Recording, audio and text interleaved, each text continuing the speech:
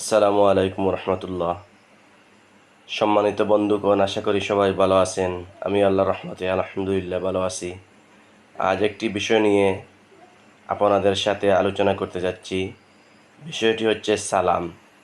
ইসলামে সালাম শব্দের অর্থ শান্তি। তাই আমরা একে অন্যের সাথে দেখা হলে সালাম বিনিময় করে থাকি।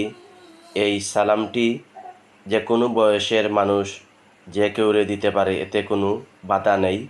তবে কিছু কিছু নিয়ম নীতি রয়েছে, সেগুলো হচ্ছে যে বেশি মানুষ কম সংখ্যক মানুষ বেশি মানুষকে সালাম দিবেন, এবং সালাম দেওয়া সুন্নত এবং সালামের উত্তর দেওয়া ওয়াজিব।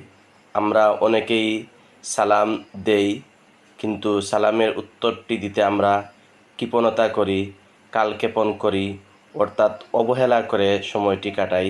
কিন্তু আমরা অনেকেই জানি না যে সালামের জবাব দেওয়া ওয়াজিব করা হয়েছে। অন্য ক্ষেত্রে আমরা একে অন্যের ঘরে যখন প্রবেশ করি, তখন কাউকে না ডেকে আমরা ঘরের মধ্যে প্রবেশ করি। হাদিস কুরআনে সাবিত আছে যে আমরা কারো ঘরে যদি প্রবেশ করি, ঘরে প্রবেশের পূর্বে আমরা সালাম বিনিময় করব। 1 2 3 বার সালাম বিনিময়ের পরে যদি ঘর থেকে আওয়াজ না আসে, তাহলে আমরা ফিরে যেতে বলা হয়েছে।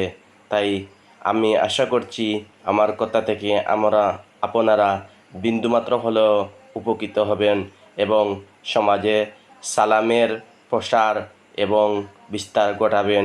আসসালামু আলাইকুম রহমতুল্লাহ।